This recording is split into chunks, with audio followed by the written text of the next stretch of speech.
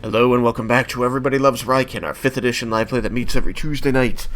Last week, the fight in the Astral Sea continued against the angels who bore Vendar's bow, the Guinator. Raiken figured out that they were weak to radiant damage, which is very not angel-like, and also that he got the extra die of damage for fighting a fiend or an undead, which is also very obviously not angel-like. And Ash, the Relic of Ione, working with Laramendus, determined that he had some specific memories of some of the words they use in their weird secret language, and was able to recall that the only reason he had those in his databanks was from a time when he and Zathala were chasing down followers of the Whispered One, Vecna. And so, as the party has now taken out 3 of the 6 angel-looking creatures, we come back into the fight. Raiken! You are the new Yukikaze, twice in a row. Where are you? Where did I leave you? You didn't become invisible again, did you? There you are, that's right. You just fucking pinataed that dude and got back when he exploded, after you dealt all that horrific radiant damage using Cord's maximum effort. 3 objects dropped to the ground at your feet and bounced lightly in the low gravity. They appear to be these, heavily cotton-wrapped orbs. God, I honestly don't know that you recognize them, because I'm not sure. I know that you didn't see them when they were obtained, and I don't know if you really caught sight of them before they were used last time, but the rest of this dude seemed to kind of disintegrate and explode into confetti. These are the only solid objects left. What are you gonna do about these orbs that are just sort of gently, bouncing in their soft wrapping against the stones at your feet? Ponder them. God, fuck off!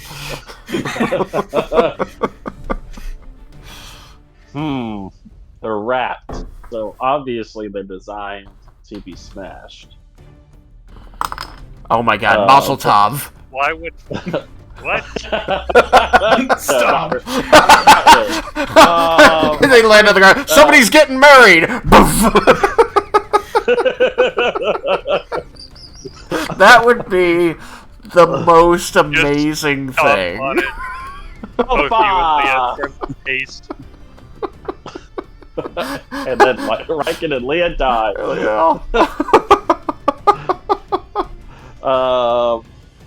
First, Raiken is going to... I want to check my surroundings, kind of what enemies are left. Okay, sorry. So, you have the Guinator Haver, which is just literally a hop away from you. You just saw him seem to be like choking in midair, drift down to the rock that he's standing on, and then move towards you, then turn away from you and loose a lightning bolt arrow directly away from the rest of the party. But rather than shooting off into space, the lightning bolt just suddenly stopped in midair, and you saw electricity crackling around the north. What direction is that? East end of the stone that he's on. Not that compass directions matter in the Astral Sea, but they're going to be useful for describing the map. is very confused. Yep.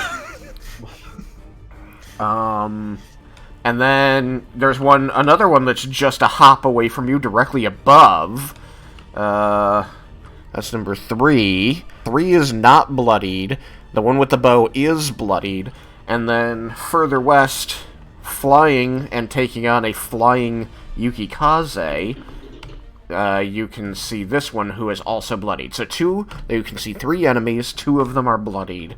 2 of them, one not bloodied, are just a 5-foot jump away from you if you wanted to jump onto their particular stones. Okay.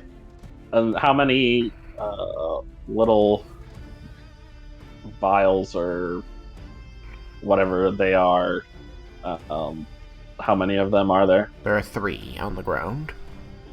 Okay. I'm guessing it's an action to pick them up.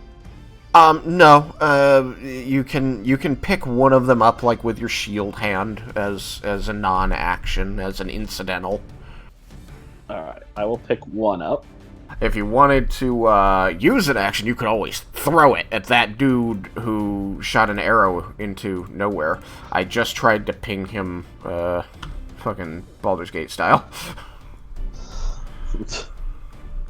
No, Raiken is not going to.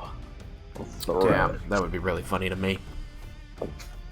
It would be, but no, Raiken feels like these might be important based off of how they're wrapped. I will point out to you, as a matter of flavor, and just so that you're aware of what's going on, that Leah, that you are standing next to and defending. Oh. You know what? He might have seen one when I handed it to Cyrus, because I gave Cyrus one so that he would be able to use that to teleport back. Oh. Yeah, you did. I forgot about that.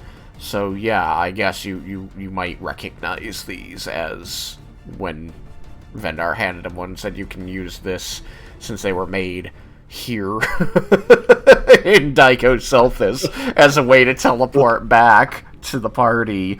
Be careful with it and don't drop it. If that's the case, then probably when Raiken sees them land, he's like, oh shit. He just holds up his shield. Back away, Leo, those are bombs. And in that case, Raiken is vehemently going to try to grab all of them. Oh, okay. So you're gonna actually spend your action, like grabbing them and stuffing them in the bag of holding? Yes. I will let you spend your whole action doing that and get all three of them into the bag of holding. Thank you. I am going to do that. Okay. Vendar appreciates it. You have all three of these things that are probably bombs. But, as I was saying, Leah stood next to you, who you leapt to the defense of, who told you, ungraciously, I had it, you know, has the seafoam green, blue, aqua, cyan hair. Yeah, seafoam green, I think is how she described it. Which Raiken is completely oblivious of whatever that means. No, I mean, maybe, but I'm just letting you know that you do see it and you can take note of her hair color, whether or not you know what it means. Yeah, it's also visible in Terraspire now. Yes. It is, I see that. It's very nice. But Raiken's just be like, I'm sorry, it's just what I do. And I guess, okay, do I have any bonus things I want to do? I don't think this is really going to do much, but I am going to cast Shield of Faith Okay. on Leah. Okay. You cast So- Shield of Faith on Leah. Yes, Leah has now +2 to her AC for up to 10 minutes or until I stop concentrating. True. Do you want to give it any kind of description of what this shield looks like when it goes up? I think there's going to be like a bright like golden orb is going to at first like surround Leah, and then like it's going to kind of dissipate, but then like kind of around like her midsection is just going to be like almost like a wall of like shields, like golden see-through shields that continue to swirl around her. Okay, so you've got like a revolving ring of shields constantly around her. Yes. Gotcha. And after that, other than that, Raiken is going to jump up to the one that is above him. Okay. Let's say here. Okay. So 5 feet, you literally you crouch down, and I'm suddenly remembering that time in the Underdark when you jumped up on the roof. You guys, the party was inside, and you ran out the door of the building you were in, and just sort of did a squat, and then did a fucking 10-foot high jump, and then teleported. It kind of reminds you of that time because you crouch down, you focus on just putting all of your energy into this leap, and as you launch off, like you actually almost overshoot it, tumbling through the air in this low gravity, and then 3-point landing as you hit the top of the you recover and hit the top of the rock.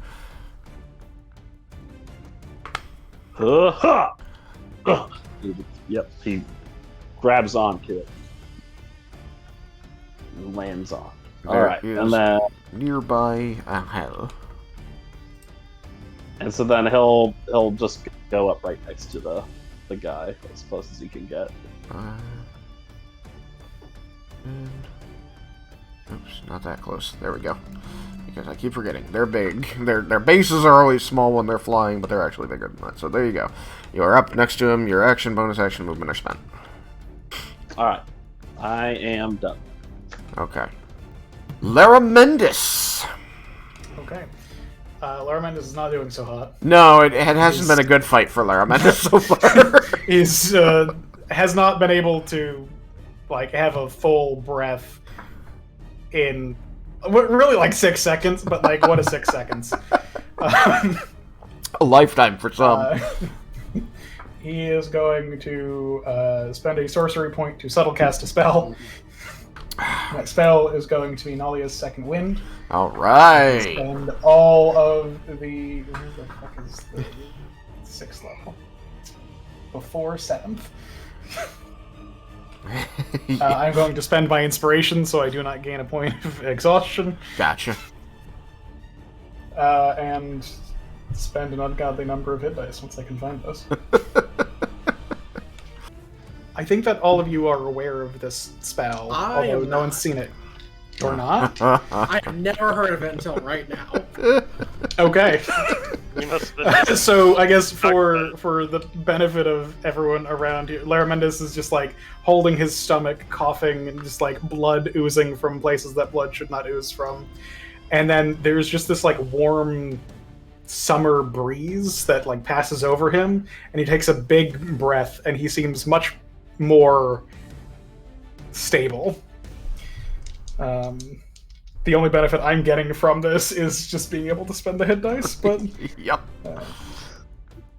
To be honest, is there any place that blood should be oozing from normally? Inside. It should be inside body. just oozing out of his pores. The bleeding's internal. His That's eyes. where the blood is supposed to be. You see, along with the red blood, there's also this bubbly purple pus being pushed out from pores and orifices that they definitely shouldn't be. Oh, he got gooinated. Yeah. He got gooinated and then he got goo bombed. Yeah, that's right. There's just a spider web of lacerations on his face from where the bomb blew up on him. 10 hit dice brings me to 81. Which means I'm going to be down hit dice. Alright, so there isn't any visible spell casting, but you suddenly look a lot better, and as you said, the summer breeze washing over the area, causing things to smell kind of fresh and comforting. But yeah, so that's my action. I mean, I don't want to be anywhere here. This whole place is made of bad.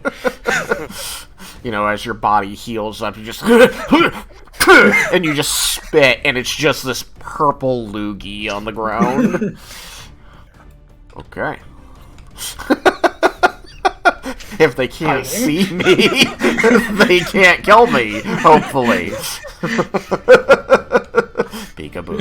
And I think that is my turn. Okay. Gold Dragon Cyrus, you managed to hold on to your dragon form this time. At the end of Laramid's turn, I'd like to use a legendary action. To do what? To use Wing Attack, which normally does an attack thing, but also lets me move up to half my flying. Very good. Go for it. Alright. Gold Dragon Cyrus, it's now your turn. From where I was next to that rock behind me, would I have seen the Guanator creature in the back shooting at something invisible? Yes. Okay. Then... and to the best of my knowledge, I am not aware of their radiant vulnerability because I showed up after Raiken's turn. He has not said anything after that. I think that's accurate. Alright, so that... I feel like I probably shouldn't be casting Sunbeam. You did see him absolutely obliterate a dude with radiant damage, but he also used Court's maximum effort, so it's reasonably... It would be reasonable to say it's hard to tell that it was the radiant that did it. Yeah. So instead, I will... They're definitely not immune to it. You know that with certainty. You see them getting hurt by it. True. Should blast Raiken. He's right there. I want to... Well, I do want to go next to Raiken. Raiken, a dragon is flying at you! I will be going down as I go along. It's easier to move. I know. That whole distance. You got this. That. Good. Yeah. It's a good thing it's not a green dragon, otherwise it'd be dead. But you're all out of Court's maximum effort. That's gonna stop me. It's hard to tell with a smaller base, but I think I'm within 5 feet of it. If not closer. Yes, you are adjacent. Excellent. Alright. First attack. Bite. With a 24 to hit. That'll hit. With 20 points of piercing damage. 20 points of piercing damage. Is that magical or non? Non-magical. Okay. I need to interrupt myself because I missed one part at the start. I forgot I can use frightful presence at the start of a multi-attack. Okay, what do I roll?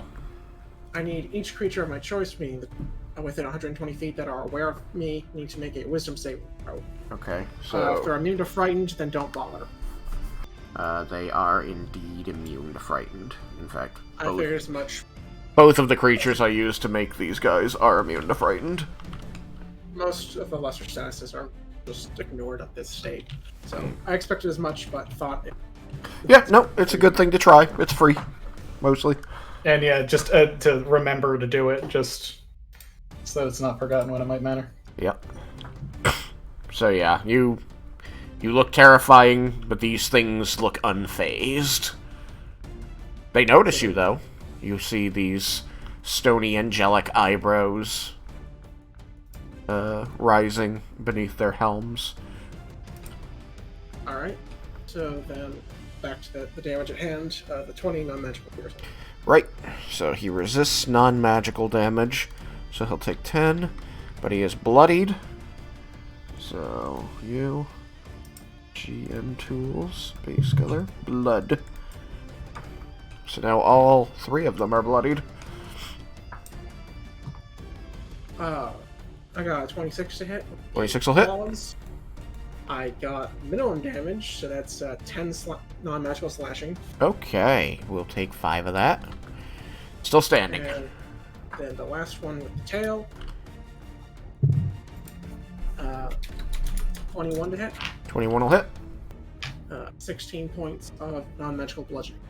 Okay. Still still floating there. Raiken, as you're standing there, this gold dragon just swoops up to you through the stars, and with its great wings beating next to you, you just see it unleash claw, tail, after, like, growling at the thing, eyes aflame, and just tearing into this thing. It is resistant to the damage, and it's still standing, but it was still an impressive barrage. Very nice. I will, in my turn there. Okay. Leah!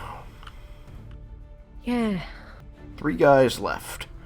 Dragon above you, tearing into one of them that your dad stood next to. And then there's the one that's very close to you that I think you can get to with, like, 10 feet of movement, if you actually wanted to be melee, but you probably don't, so never mind. No. But I'm gonna shoot it in his back, because... Screw honor. Yeah, I was gonna say, super honorable Leah shooting him in the back. Yeah, he's only like 45 feet away. You can definitely easily do that. Yeah. Pew, pew, pew. Well, I can easily do that with Eldritch Blast. There's other things I wouldn't be able to do, but I'm not sure if there's anything else I want to do at this point. Okay. Remember that it got, words counterspelled last time. Yes, and that wasn't fun. Now it's not looking at me. No, but there are, well, I mean, there's no facing, so he would still be allowed to do it if he hasn't used it, but there are 3 of them, that all, yuck. I'm gonna say that the one on the other side of the dragon can't see you, but the one fighting, Yuki can. So 2 potential sources. I'm giving you this information so that you can make an informed decision that there is a distinct risk of getting counterspelled. Well, the problem is that Leah don't have anything else she can do than spells. Can't run up there and smack him in the butt. Yeah, I mean, with my -1 strength, I don't think that's gonna hurt much. You could always attempt. I might allow you to try to physically grapple the guy and take the bow from him, if only as a distraction or something. Since you can get to melee range with him, that would be something that's not a spell. That's the reason I suggest it. That could work. Or but you he has could- the spell in his hands, right? You what? He's holding the bow. Yeah, he just used the bow as his equipped weapon. Or you can cast a warlock spell as opposed to a cantrip, which then they might have a chance to fail their attempt to dispel it. Yeah. Since they'd have to roll to try to dispel a 5th level spell. Is it blooded? Yeah, it's bloodied. Then I might try this. The thing is that it's so meta. Because it's based on hit points, but Leah doesn't know that, so I don't want to ask for that information either. Sure. All I can tell you is that you are aware that it's at about half health. Yeah. Your character is aware of that. But I don't know how much half health. No, you don't know how much health that is. Get a little closer before using it, but... Yeah, I mean, you can, with 10 feet, you could be adjacent to the one with the bow. Yeah. Do you have the costly material component of imprisonment? Yeah, that's the thing I was looking into right now. Don't I have some residuum, or does Vendar have all of it? You have residuum. Everybody got their own bag of residuum in Yeah, Overwatch. I'm the only one that doesn't have any residuum because I'm not a magic. All the spellcasters have a bag of residuum. Yeah, because Yeah, I I can just use take that mine instead of from the... you guys when I need Yeah. money. Yeah, you could use it instead of the spell component. So if you wanted to use the spell, when you cast it, you would just spend that gold value worth of residuum. I'm thinking of either chaining or slumber. Chaining chains it to the ground, while slumber makes it fall asleep. Okay. Let's see. Might not be able to. Might not be able to sleep, you have a good point. And that's something that Leah would think about, considering she's one that doesn't need to sleep and stuff. Yeah. So I think I'm gonna try this. I'm gonna try with chaining, but I'm gonna have to get close. Alright, so you move the 5 feet up to the edge, and then you spend another 5 feet to make the low gravity jump. Okay. So that's 10 feet then? Yep, you use 10 feet of movement to get over there. If you want to be adjacent to it, you'll, move the 5 feet over there. So you've used 15 feet. It has 30 feet. Well then, never mind. Yeah. It's just that I was 40 away, so...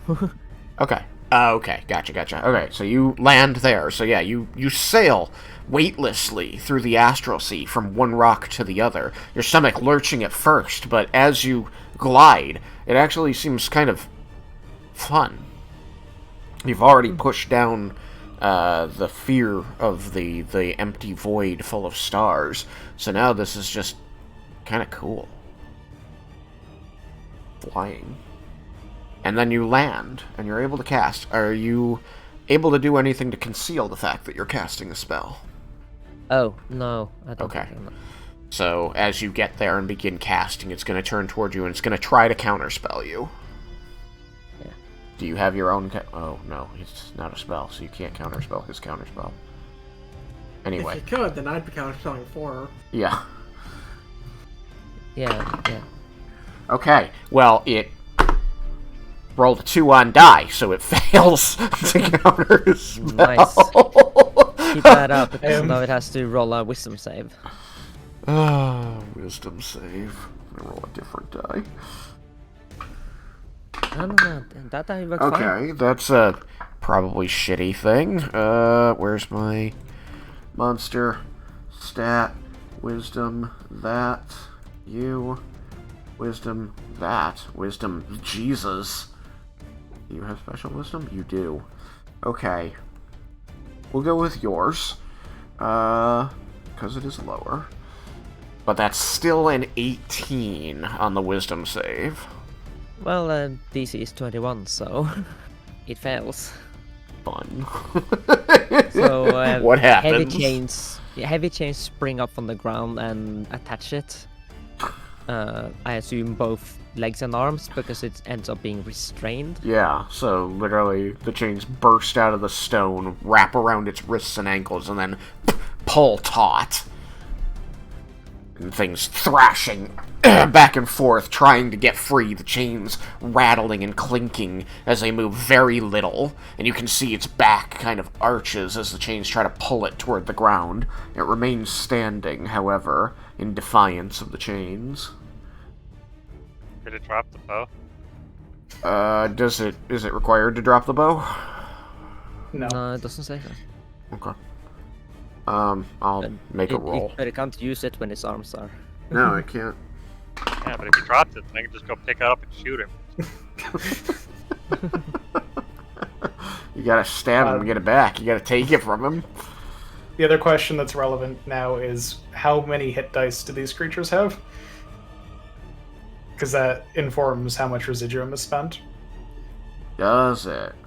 Yeah, it's 500 gold per hit die of the creature that you cast the spell on. Oh God!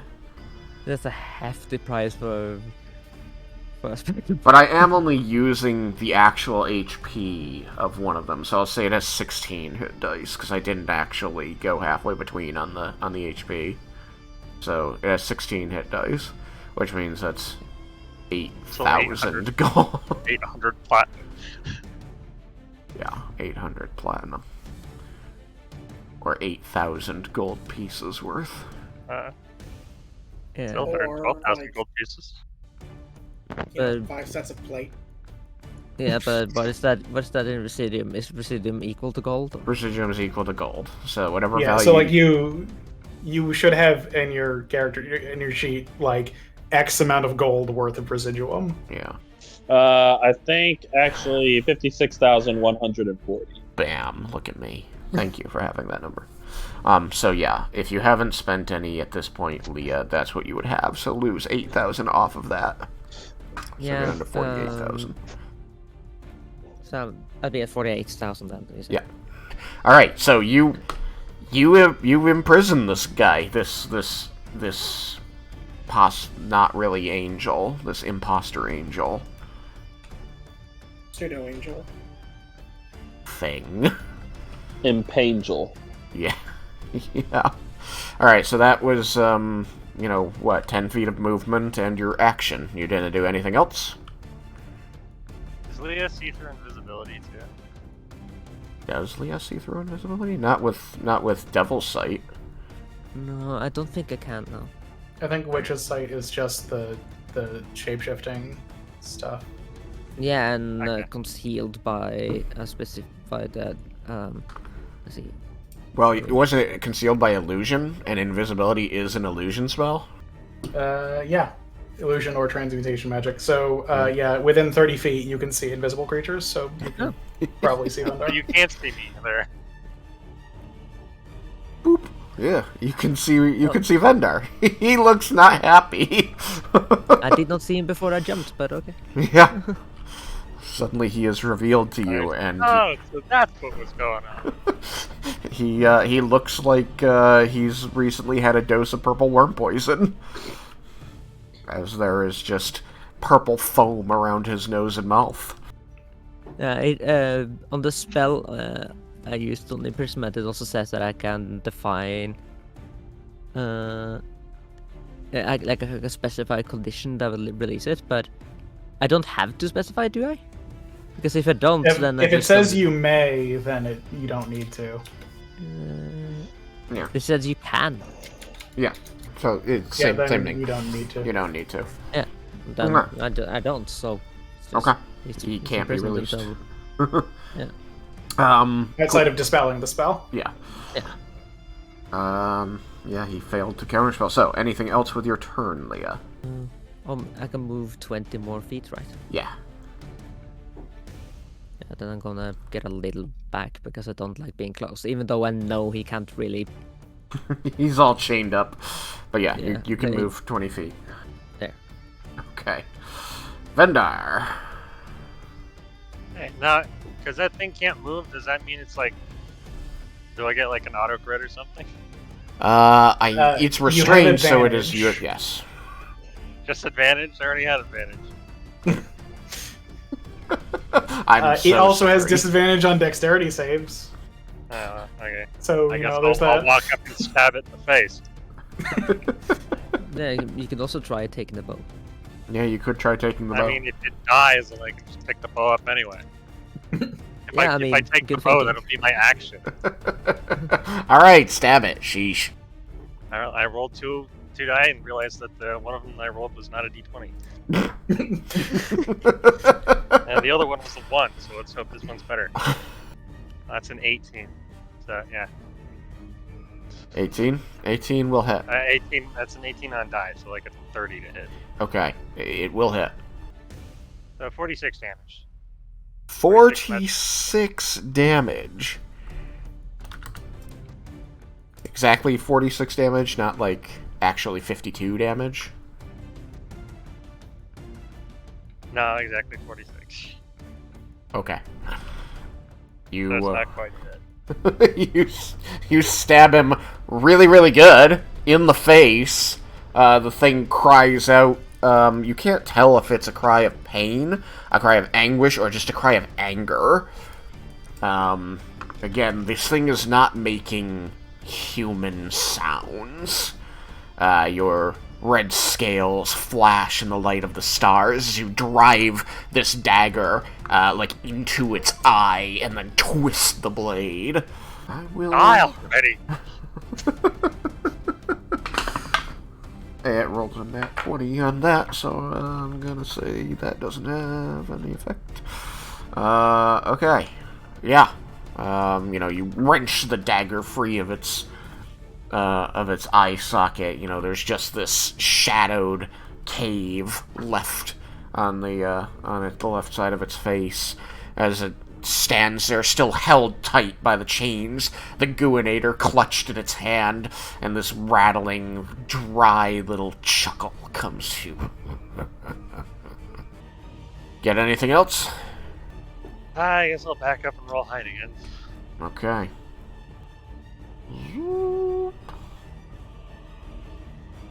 Leah, is the only effect of that restrained? Yeah. Which just It's means... a 19 on there. That's it. Oh no, it can't see Right, him, so never mind. Yeah, so you should still be able to cast spells where he doesn't need to use the hands. Okay. Somatic. Yeah. I think that is. I rolled a 36 on my eye. I want to understand something because I've got a thought crossing my mind right now, and it seems weird. Is the imprisonment spell an enchantment school spell? Abjuration. So, are they able to teleport out of the binding? So it's just blanket saying you can't move. Okay. Yeah, and Or also be burial moved. doesn't give you the restraint condition. Yeah. So you can try to wriggle. Right, well, I only Understand. ask because, like, anytime, like, a creature grabs you and you're grappled, or even a creature with a special grapple Yeah. grabs you and you're restrained, you can still teleport out. Anyway, Yeah. Lorelei J's turn. Well, this is interesting. She won't try to jump. She's flying. I mean, she can take advantage of the jumping by just not flying for that moment and jump. The people who are flying are suffering from the fact that they have to spend all of their movement in between the rocks, whereas people who are walking can just jump and use 5 feet to go from rock to rock. But there's nothing saying she couldn't just stop flying, jump, and then start flying again. Right, like so she can just propel herself in the air and then just relax the wings. Yeah. Basically. They're just gonna do that so she can get this far. Realistically, yeah. If she can do 4 damage. I mean, yeah, if she hits. Come on, She's Lorelei invisible, J. right? She's got advantage. Yeah, Let's see, it's she's gonna changed. try shooting it. That was so close to a crit though. A 19 on die. So 19 plus 6, that's 25. 25. She hits. Oh! She actually hits one of these creatures. That is good for you, Lorelei J. And it's almost dead. She's gonna get a kill. Damage. Let's see. She'll be tied with Laramentis and kills. Hit one, Loremendis has 2. Oh, dang. I have 2? Who's the second one? I don't know. I thought there was only one.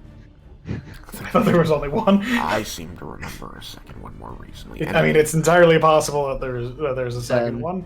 Damage. There's no rolling for damage in +4. Okay. Make it 5. Okay. Just enough. Is it And then magical? +5.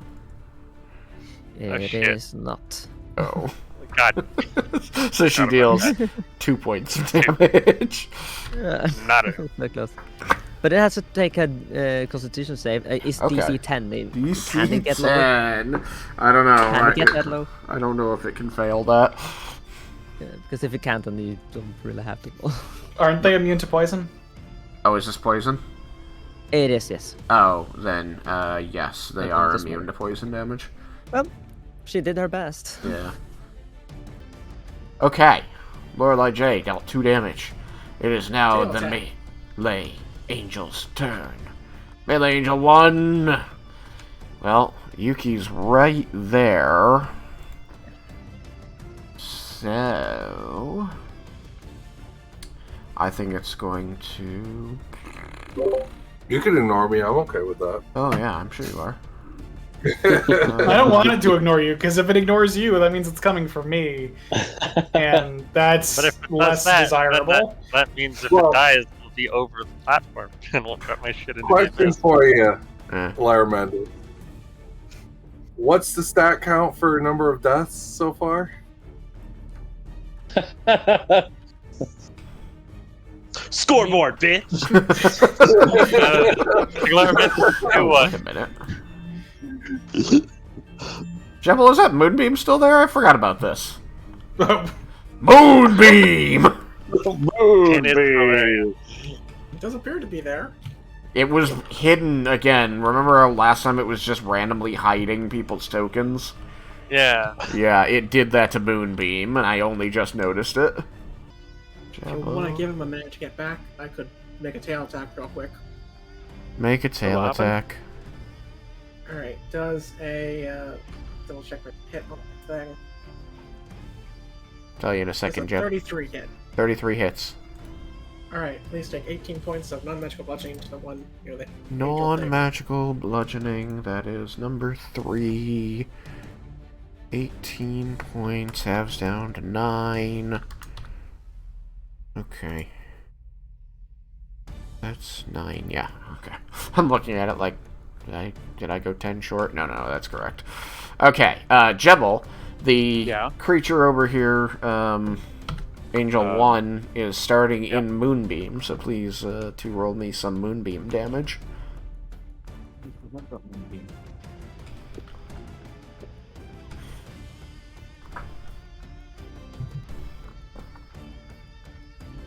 Moonbeam! We also forgot about Moonbeam because apparently it was hidden. Yeah. Don't ask me why. The program just likes to hide tokens between sessions for some reason. At least it didn't hide Raiken and Leah this time. And me. Yeah, Raiken Yeah, but you are should hidden. never be hideable. I am actually Raiken- invisible. So. Raiken couldn't hide to save his life. Team Clank forever. Thanks, squad. That's 5. 5 7. radiant damage. 7 radiant. 10 radiant. 7. Oh, 7? 7 rating. Oh, 7 radiant. That's 14. Even better. It dies! My gooba. It takes it to exactly 0 HP! Perfect. That means we're knocked unconscious, right? No, it's a spell. No, it's a spell. It gets fucking blown to smithereens by radiant damage. There's just shreds of black fabric and bits of bone dust burst into the air before your face, Yukikaze. And amongst it, what's your passive perception? Oh no, it's a 9, isn't it? No, my passive is 10. Okay. Okay.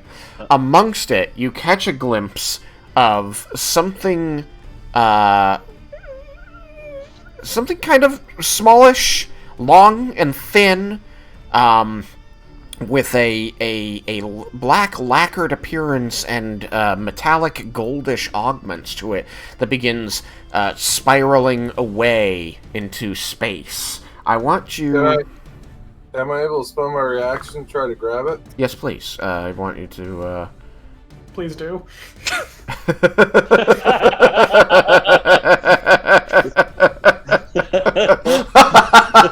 It's like, dear God, that can't be let out.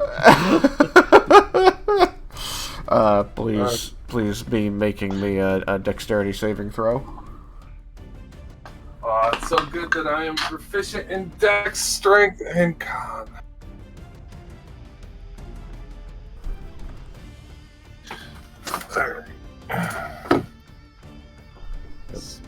Yeah, Jebel was very efficient with his damage. Yeah.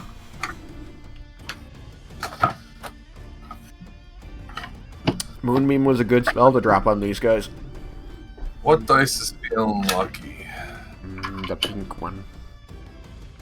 Well, I'm using my original dice I've been using for the whole campaign. The My 2 green sets. one. The green one? There's a green. I have a teal with black speckles. That sounds like the lucky one, then. Well, alright, let's hear it. Let's see if it is. Teal is the color of Yukikaze.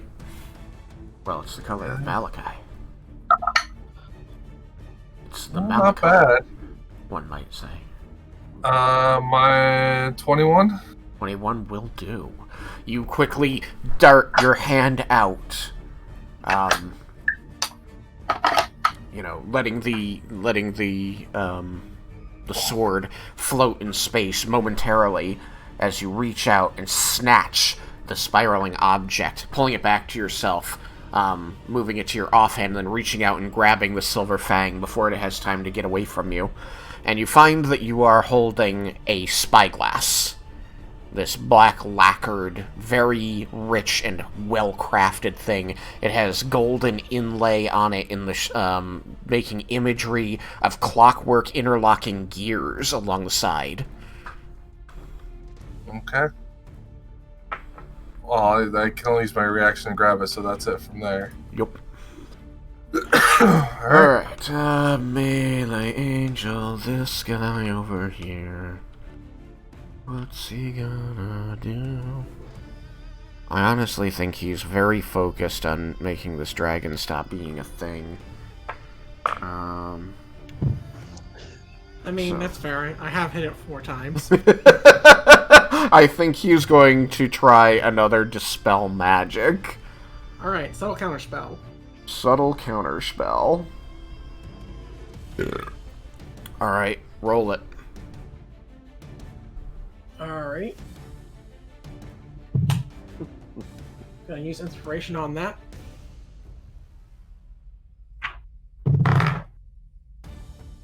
It's D20 plus my casting mod, I believe. Yep. So 20. 20. I believe that means you dispel a 10th level spell. I believe so.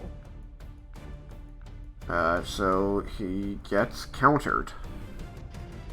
Goodness for inspiration. Mm-hmm. I don't think he can spellcast and attack. I think that's gonna have to be it for his turn.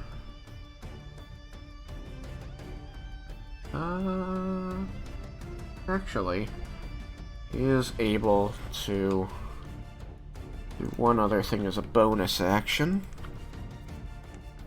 Oh, really? Yep. He's gonna teleport over here. So he moves Bastard. away in a way that does not trigger any opportunity attacks. Goddamn teleport. Each of you two, the dragon and the dragonborn, must... Oh. There's no save. Cool. What? That's no fair. You Raiken's good on like over half the saves. Which save? Sorry, I missed it. There was no save. It teleports, and as it does so, the space that it's in and the space that it goes to, this seems to warp and twist in this gut-wrenching, sickening way that just plays hell in your mind. Like, it seems like an absolute monstrosity, terrifying thing it's just done, but you can't really explain why. Because it deals 13 points of psychic damage to you just for witnessing that happen.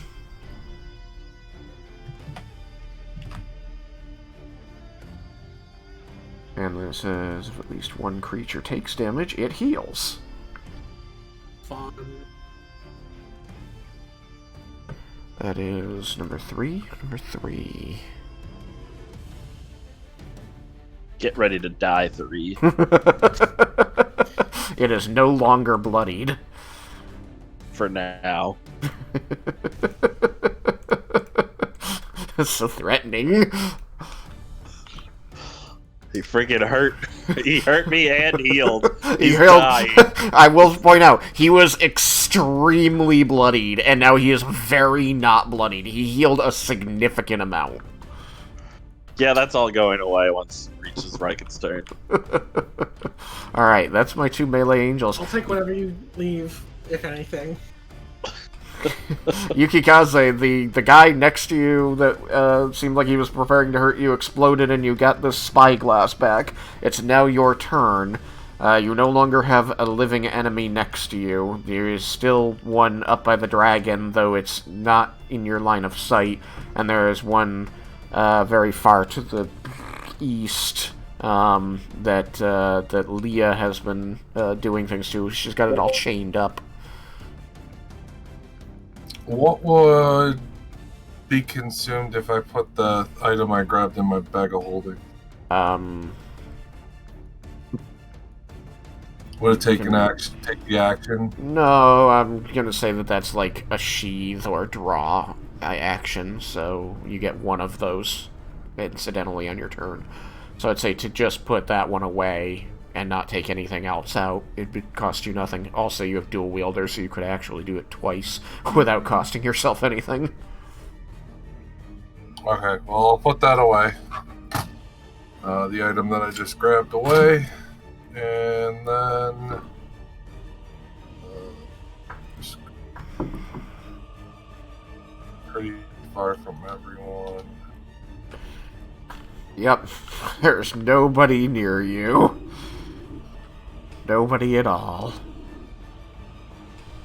And it's not dark to where I can't see the guys in the distance, right? Oh, no, you can definitely see, I know that the draw distance is a little unreliable, but you can see, there is a guy where my spotlight is, in case it's not animating it for you.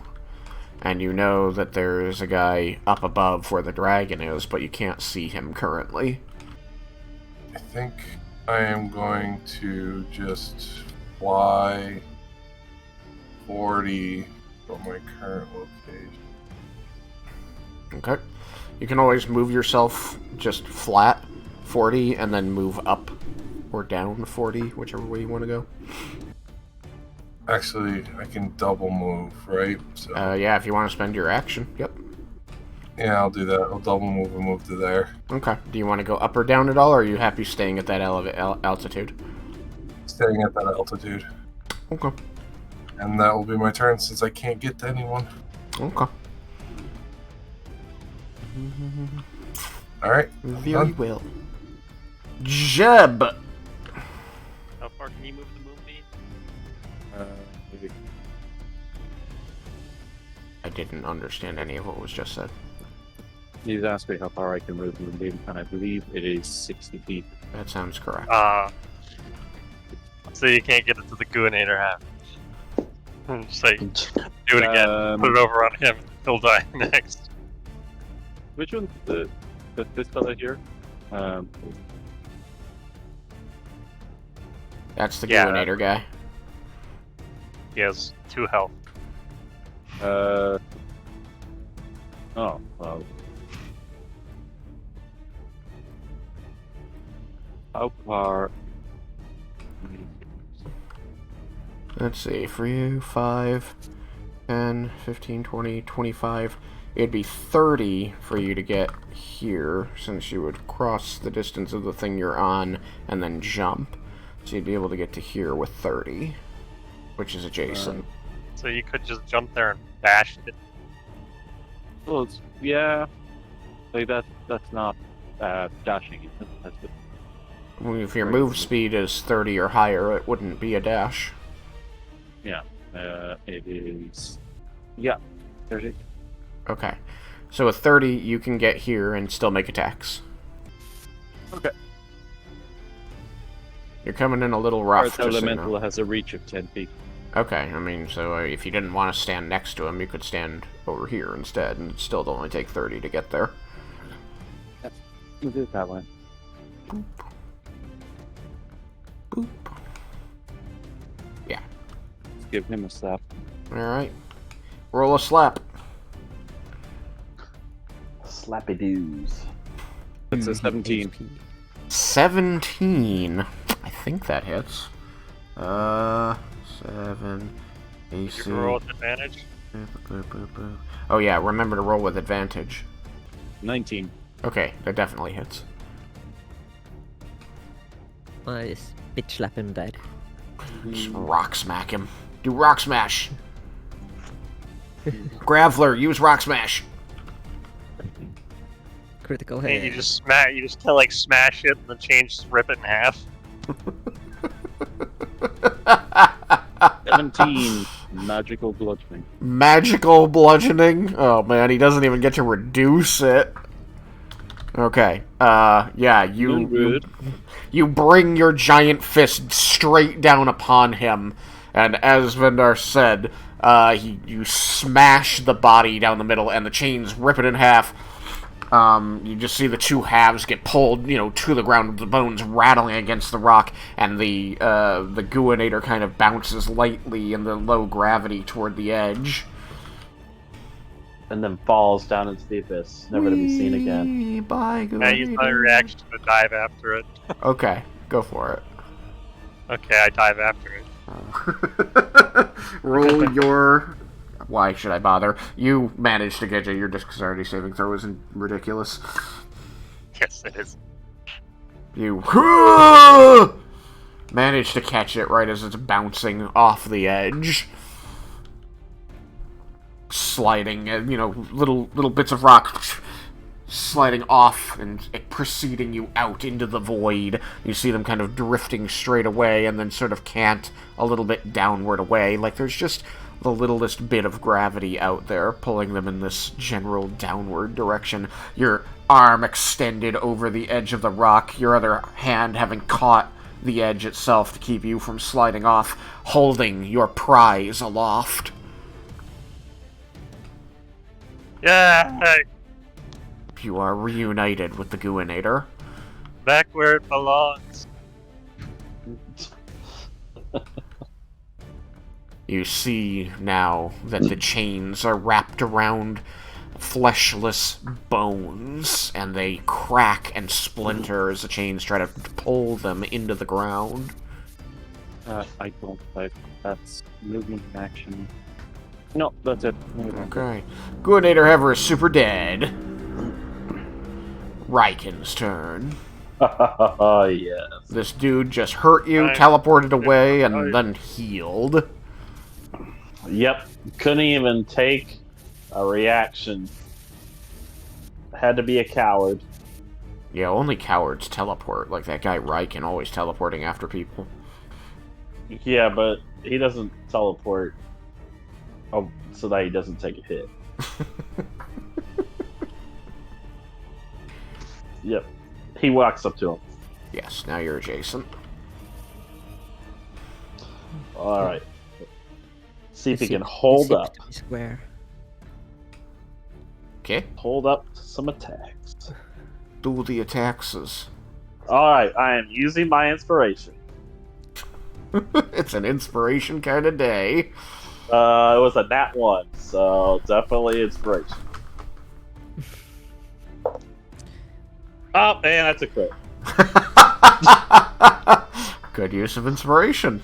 One die hated me, the other die loved me. I think a crit will hit. My dad is so inspirational. Dang it, I can't use Cord's maximum effort again. He's so inspirational, he inspires himself. That's not hard to do. This, you say he's not bloody yet. Somebody told me just a moment ago no, he's no longer bloody. Not having Cord's maximum effort wouldn't stop you from kicking his ass. And now I hear you complaining that you don't have Cord's maximum effort?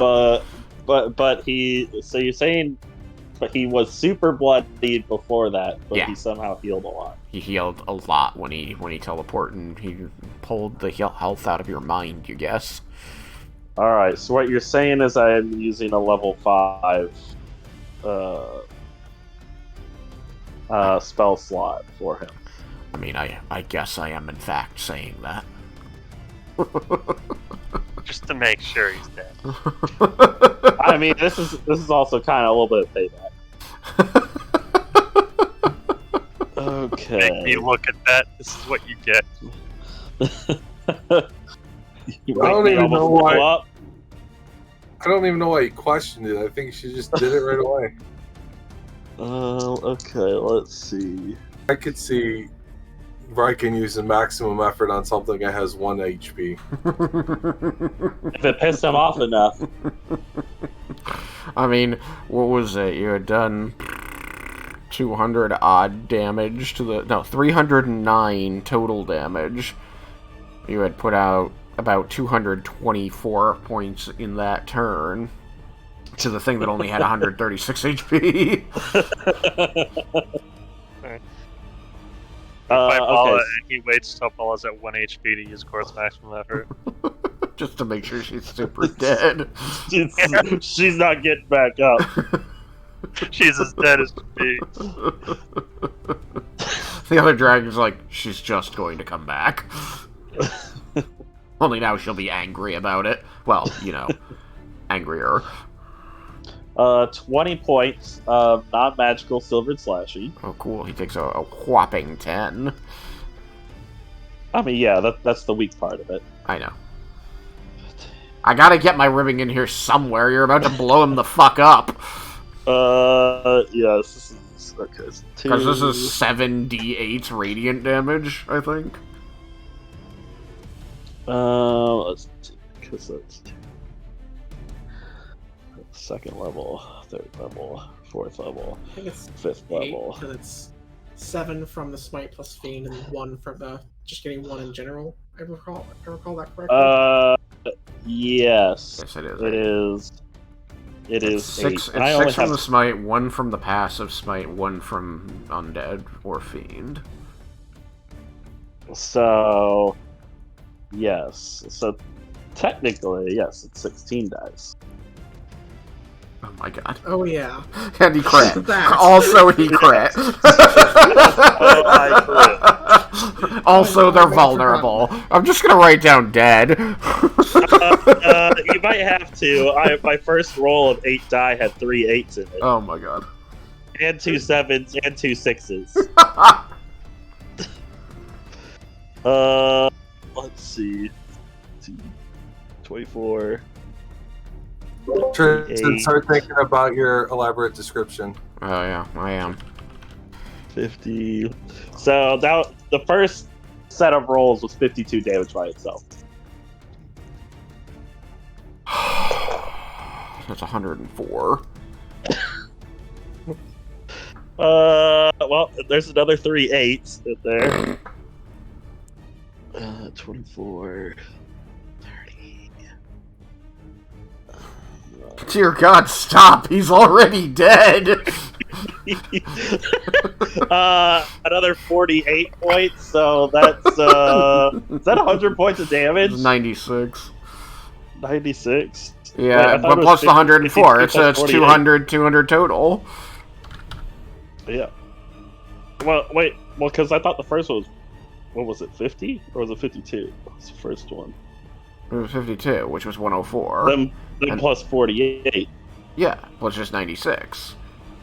Which is Well, yeah. 200 total. Okay. Yeah. You just dealt 200 points of radiant damage by critting with a 5th level smite. Without Cord's maximum effort. I mean, you basically do because it's vulnerable. You just don't have both. So I would have done 400 points of damage if I had used Cord's maximum effort this time. You basically just walk up to this guy, you know, eyes shadowed with anger, and say, "Nobody makes me bleed my own blood," and then just smash the fuck out of him with your axe. It literally, you just see this little nucleus of brilliant light that slowly expands to engulf him in a sphere of energy like a dying star that blasts out, shooting rays of light that seem to break around you like the dawning sun. And as the light dims out, you just see little scraps of rag and bone sprinkling to the ground in low gravity. What did he have left? How many goobums were left? You threw 2, or did you throw 3? I think he threw 2. Then there would be 3 left. So another 3 vials drop to the ground, not unlike the last pinata you blew the shit out of. Only these very obviously contain a somewhat glimmery purple liquid on the inside that sloshes around threateningly as it hits the rocks. You hear the little clink as a low-gravity glass hits it, and you see, like, the barest hint of a crack starting on one of them. I'd like to think that both times that this happened, after the light and explosion, just all around us, you hear, "Yeah!" Grunt birthday party.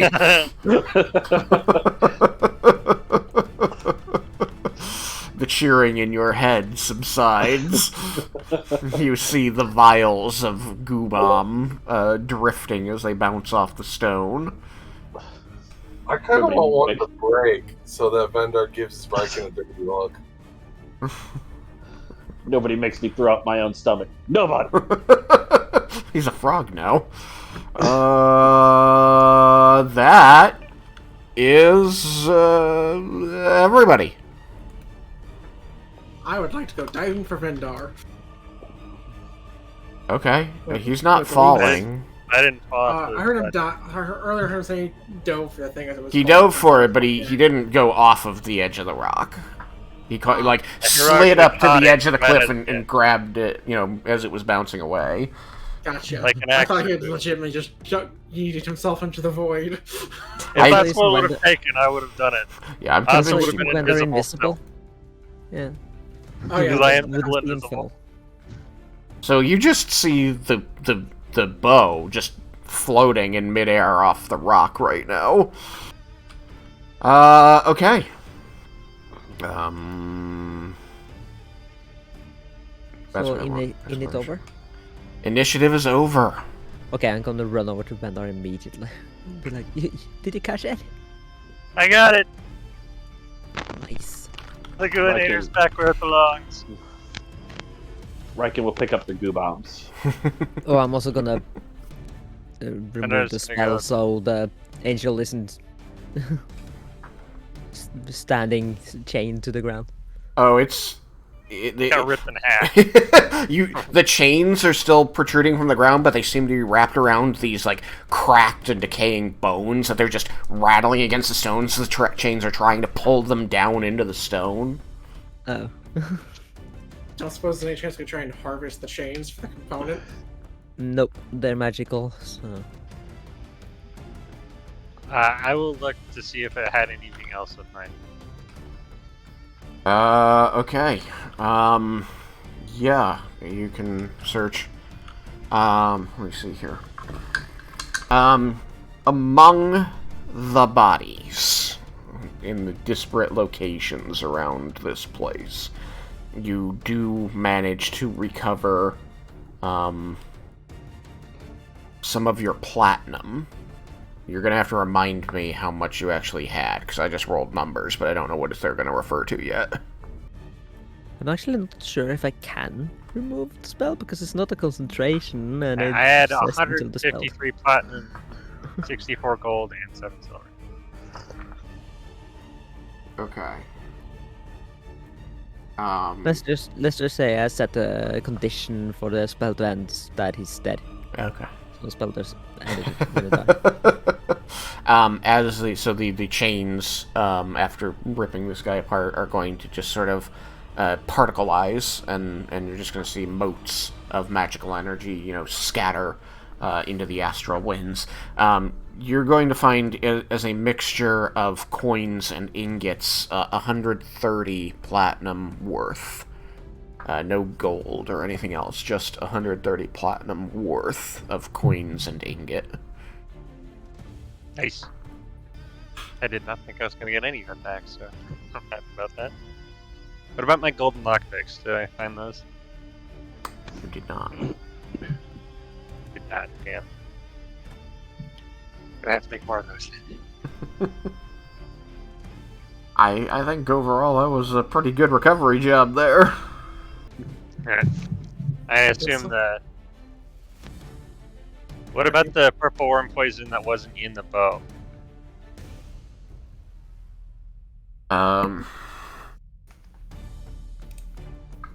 Sounds like you better start milking. So I had 10 vials of purple worm poison that was still just in vials. You find 4 vials. As the dust kind of literally settles here, and the astral winds blow over you, Laramendus, you are aware that combat has ended, that people are no longer fighting or shouting or screaming in pain. Excellent. That is an improvement.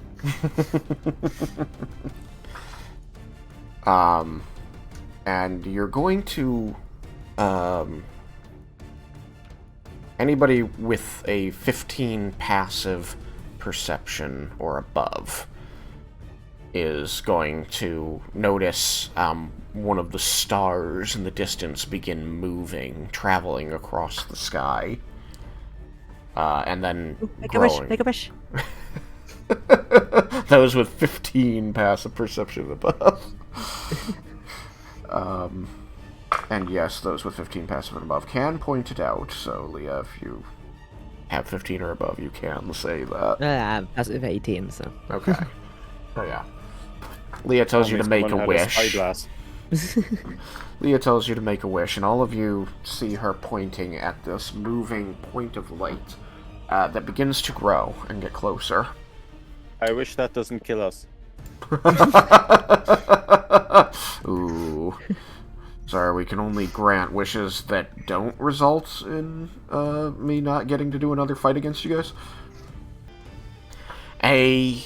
Another celestial being approaches and comes to rest on a stone nearby, folding their wings behind them and surveying this area, the diminishing remnants of the other angels and all of you in your various states of injury or invisibility.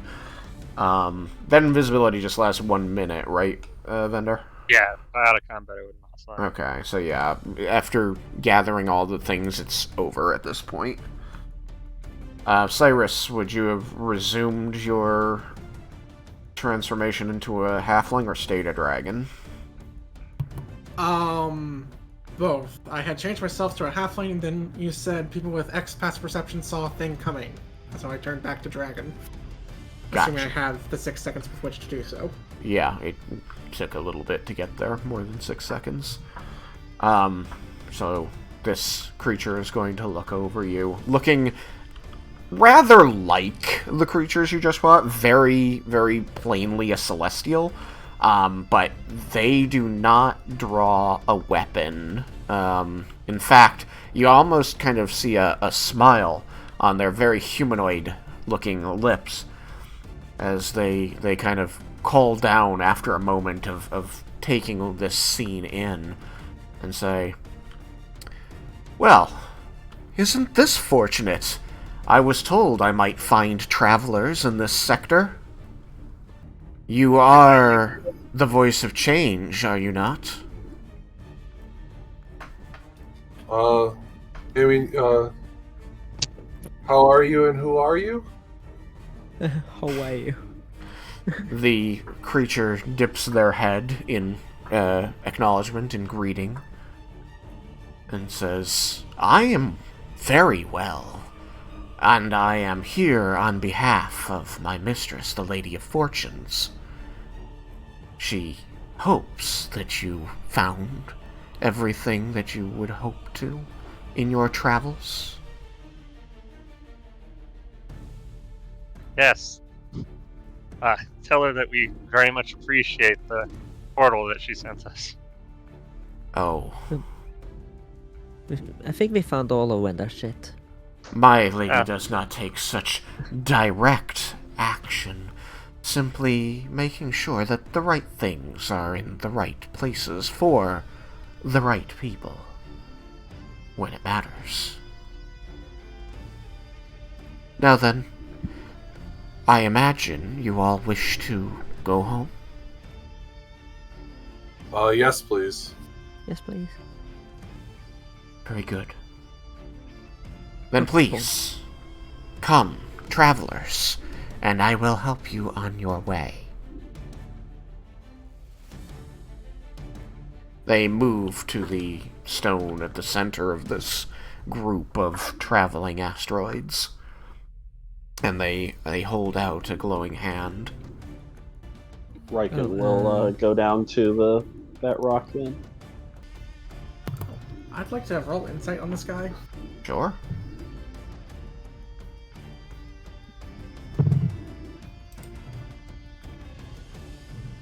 22. They seem genuine. They don't seem to be concealing anything. Leah's hair has shifted to pink. They are going to, smile at each of you in turn. And you're going to see them kind of quirk their head a little to one side, and their smile deepens somewhat as they look upon you, Leah. And they're going to open their mouth a moment and close it, and then open it, and in a slightly changed tone, they're going to begin speaking in Elvish and say, "You have very beautiful hair." I'm gonna try my best to answer thank you, but yeah, it's still a little broken in English. Thank you is one that you can handle. Okay. Out of character, Raiken's just like, why is he calling the angel a bitch? Yeah, I was gonna sound like this. I can hear this. I can hear this. What's your passive perception, Raiken? It's a really shitty 11. Okay, but when I mean, called with, everybody over to them, like- would you have gone there pretty quickly? Yeah, you must not have heard me. I said I can. Oh, okay. Yes, I'm sorry. Then absolutely, you hear that. Oh, okay. Then yeah, Raiken is going to step between them and be like, "Why'd you just call her a bitch?" You what? You didn't. The angel looks incredibly taken aback.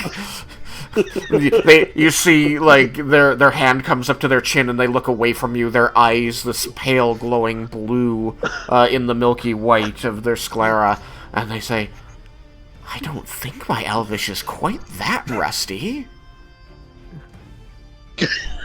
I think Laramentis looks panicked and turns to Raiken and says, I think we need to have some Elvish lessons again. And I'll respond saying, "Oh no, you were just fine. It's him." What do you mean, Laramentis? This is the one thing you taught me. We need to have some lessons again, but we can do that when we're not in the Astral Sea. Indeed. All of you who Yeah, I wish... can't help but laugh. My Lady of Fortunes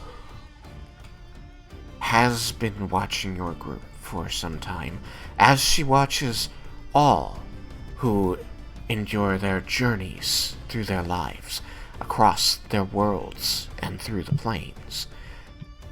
She prides herself on looking out for those who need it, and providing those fortunate happenstances for those who can use it. It heartens me to know that this has been a fortunate set of occurrences for all of you. And I have been requested to give you one more offering of favor that the Lady of Fortunes wishes to bequeath upon you, particularly the young Leah. For that, I think my common is rusty. She thanks the young Leah for her prayers, and so offers one further boon. Should you accept it, it would allow you all to journey together more easily moving forward. Do you accept this most gracious gift of my Lady of Andra?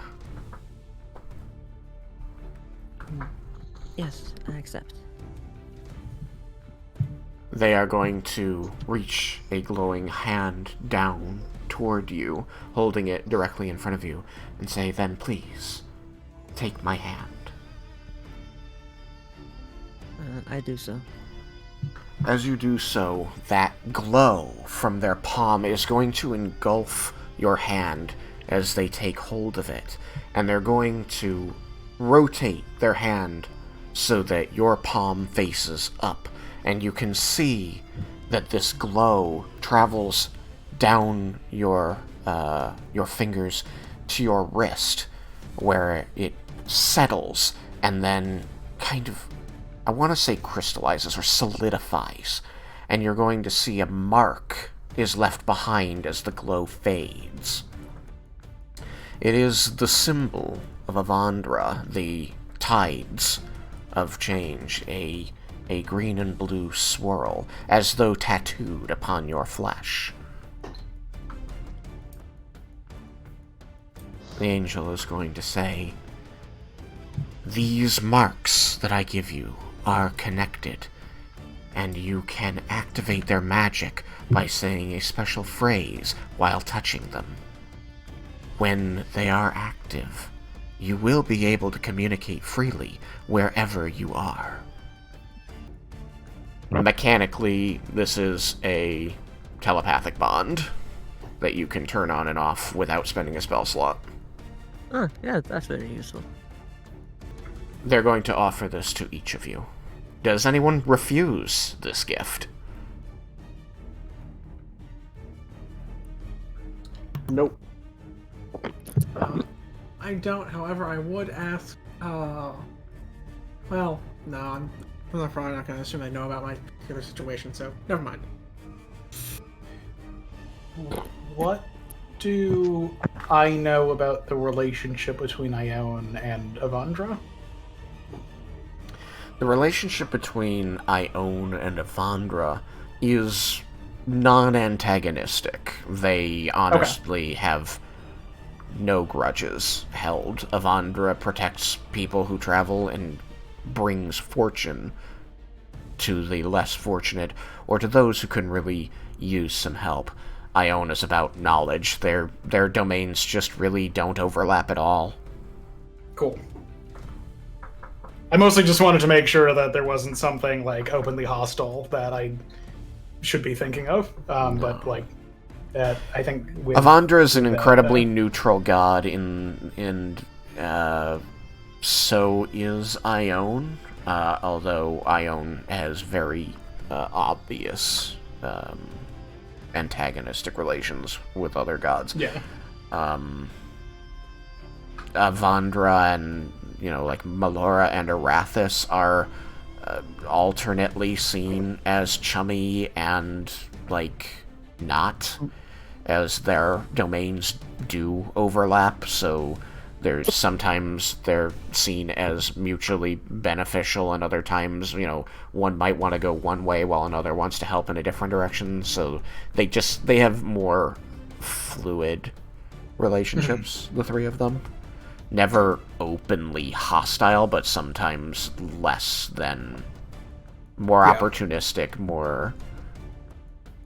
slightly more antagonistic at times, but I struggle to think of a direct enemy to Avandra at this moment, though most gods have a polar opposite. So I'll put some more thought into that and check my notes. But it is not Ione. Cool. Then I think Laramentis would not refuse, so. Very good. As this celestial being is applying this to each of you with the same, ritualistic movement and transfer of light, creating this symbol of Avandra on the inside of your wrist. They're going to say, especially as they come to Vendar and Cyrus, "This is marking your spirit, your soul. Whatever form you take, this power of my lady will follow you." Awesome. And if I stop existing for a brief period of time? If your soul returns, the power will return with it. Excellent. But if you are entirely non-existent, which is not a state of existence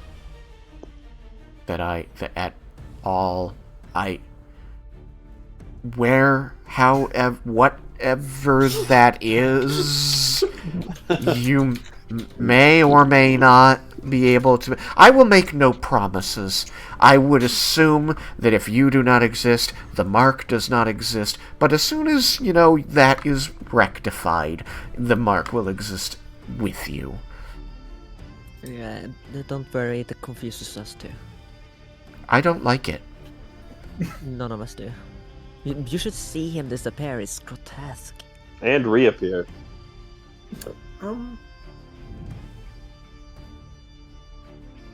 He did By it the way, in can his someone tell me front. why we're here? Or He did it in how front we of his got here? mom once. You are here because this is where your journey brought you. You seek to do a great deed on the material plane, and yet some of the necessary interactions in the world were impossible the way you were. So my lady aligned fate that they would be possible once again. Just kind of nodding along slowly. They smile and chuckle and they say, "Do not worry. Fate is not easily understood, even by we angels of Vendar, but she is the mistress, and she sees that that which is needed is done. Such is the purview of the Lady of Fortunes. You travelers have earned her favor. You travelers had need of her intervention. I am that intervention. I will return you home if you are ready." Who am I beside? No one. Figure out. There you are. Do you want to be beside somebody? Back, I know. Whee! Vendar. Where is... Yeah, I'll just turn to Vendar and say, "You got everything?" I think so. Did I find the extra bow? Because the fire bowstring was it there? Was the fire bowstring? The bowstrings, the one or the bowstring, any extra that you would have had, is actually tied around the bridge of the bow. Nice. Okay. Yeah, I got everything. I suppose we can leave. Very good. In that case, remember to pray to Vendar whenever your journey becomes rough. Mature.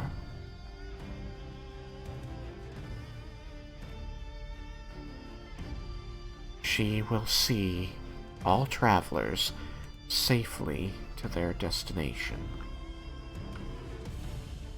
I'll make sure to.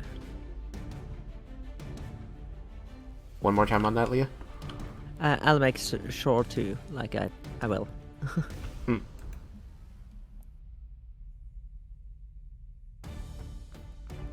Ooh, it's an ender portal. Yep. Everything is portal. everything is end. No, I meant that nether portal. The end portal is horizontal. Well, this is good enough. There we go. Boom. A portal not unlike the one that appeared in your room in the World Over Inn appears. The Lady of Fortunes expects great things from the Voice of Change. There are many followers of hers on your world that she would see you protect. You are the intervention they need from her. Sent by is what I mean by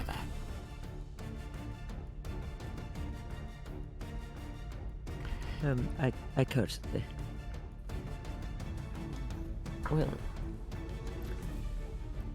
Our main mission is to protect all our Amaranta.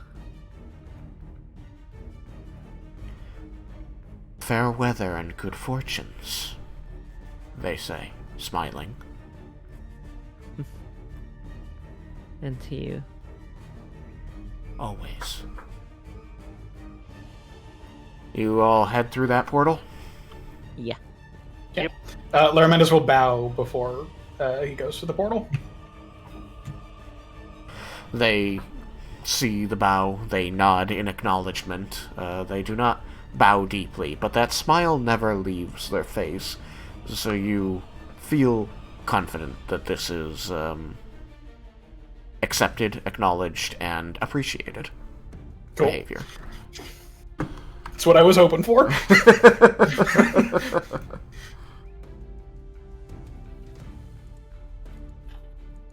Quite fortunate that I was passing through this area, they mutter to themselves.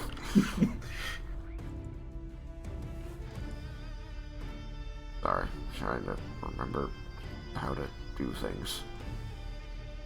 World over. Things are in fact hard. Can't remember what anything's called. Storm Reef S. There it is. Bam. Ha ha ha ha. Alright, I need a marker block. Fetch players. Build. Yeah. You. Yeah. You. Lock. Stop that.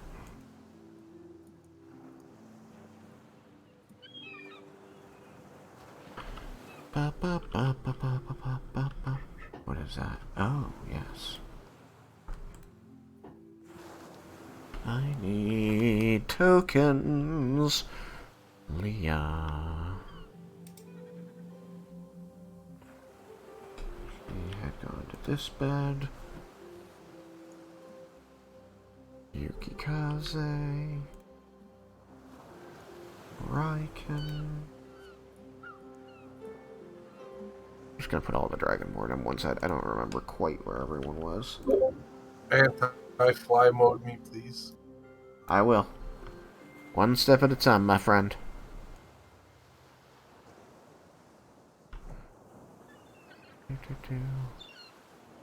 Vendar.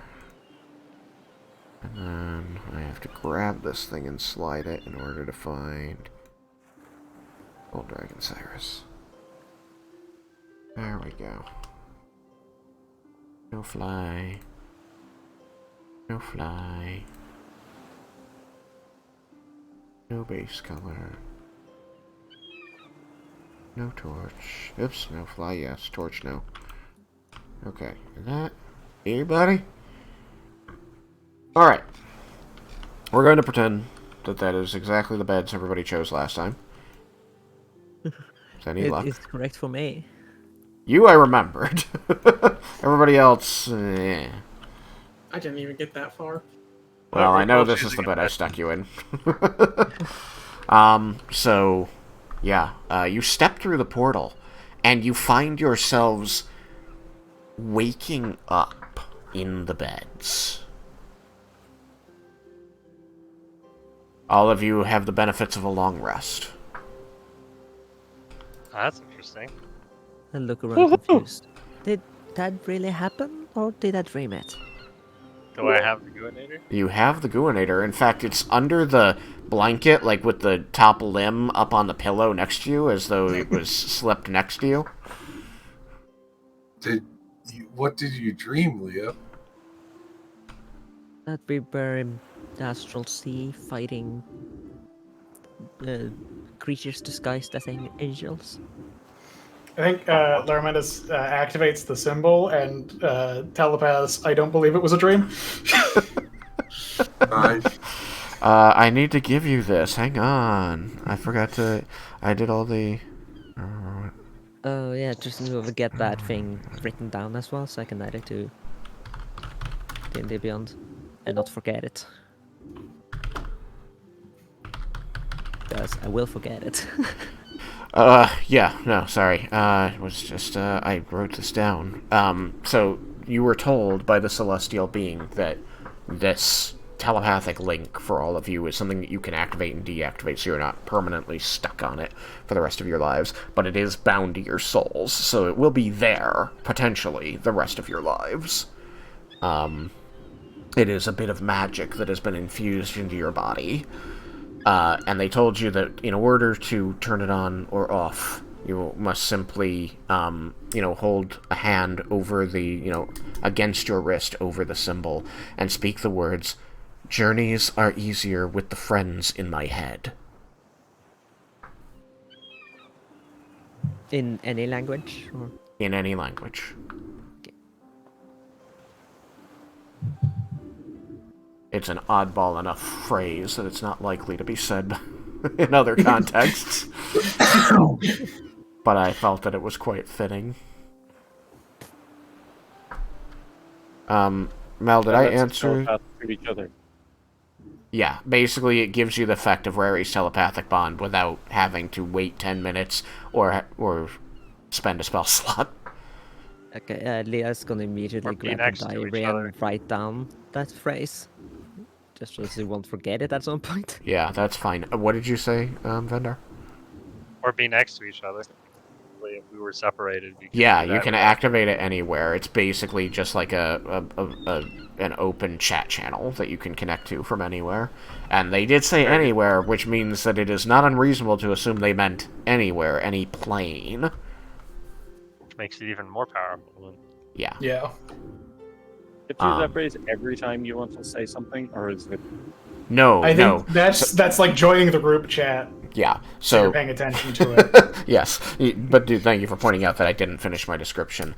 When it is active, the symbol has a light glow to it, and the colors shift enough that you are there is a distinction between on and off, effectively. Did When he it is- give it to Lorelei as well? Yes, they would have given it to Lorelei as well. Nice. So, Larmendis, if you suddenly get some questions in your head, that is a bit strange. Oh God. Do you want Kubriel on this bond? Oh no! Dear God. Do we put squeakers on it? Do you want Squeakers on this bond? I don't know that No. Squeakers can be on this bond since he's granted by another god. I'm not going to put Kubriel on the bond. I think that would just be chaos. She could speak to you when not summoned at that point. Yep. So she can Yeah. demand That'd be pets handy. from a different realm. I think that qualifies as cruel and unusual. Kyoko? Blair Mendes wouldn't have. Well, what I still need to resummon her. Like, I can't. She's not dismissed. She's gone. In that. You got her poofed and you never brought her back? Yeah, because we sent her to hell, and then I remember. I don't like Sent bringing you people out back to now, hell it's and like this. sending people there. God, So it did that. you may remember before when you awoke and the portal was there, the candles had come up automatically and Seltharis was not in her bed. I will point out, even though they are lit, because there's not a not lit, it's not easy to switch between lit and not lit candles. They do not light. The room is rather dark. Less whatever light you might generate with ash. And Seltharis is sleeping in the bed, in her halfling form.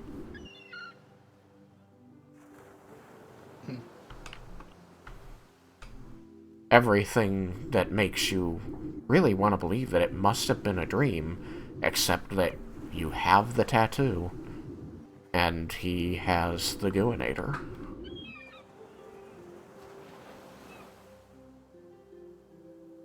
I have a question. That didn't come in clearly. That was Jebel, what'd you say? Yes, I have a question. Okay, what's your question? If Skith was on the bond, how would he activate it? Without wrists. Or the ability to speak the phrase. He does have the ability to speak the phrase. It's He's true. a raven. Ravens can mimic. Do you want Skith on the bond? Because, you know, I think it would be handy. be handy. Yeah. I mean, it can go on his little bird talon, and he can just stand on one leg and do it.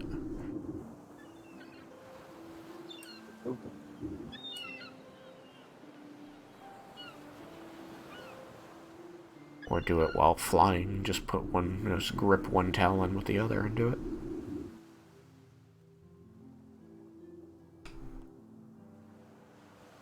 Admittedly, I wasn't really intending for the summons to be on it, but I'm not going to stop you.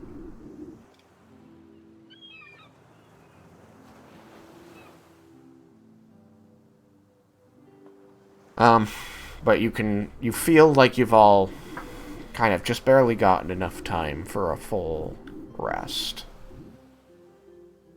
You feel like it's very quiet around this place, and as I stated, Sothoris is still sleeping, though when you came in and before you all activated your bonds and were speaking to each other, you saw her kind of like reacting to the noises, kind of shifting in her bed, rolls over with a little grunt. I'll whisper, Aramantis, what time is it? You have the bond. Oh, yeah. He just whispers via the bond, Yeah, so he's not overheard. It's gonna be that. It's gonna whisper in the bond. Aramantis, what time is it? So like, the feat lets me know how many hours until, but like, I feel like the discontinuity in perception of time combined with, I don't think there are windows. There are not windows outside, yeah. So like, I can't judge so I don't know that Laramentis knows the time, but he will ask Ash. I mean, you do always know how many hours until the next sunset, but yes. Ash will report the time as being, like, maybe an hour and a half before you usually get up. Enough time for a full, long rest for everybody, but still sooner than most people usually choose to rise. Mm-hmm. So there's not enough time for me to go back to sleep. Raiken's way ahead of you.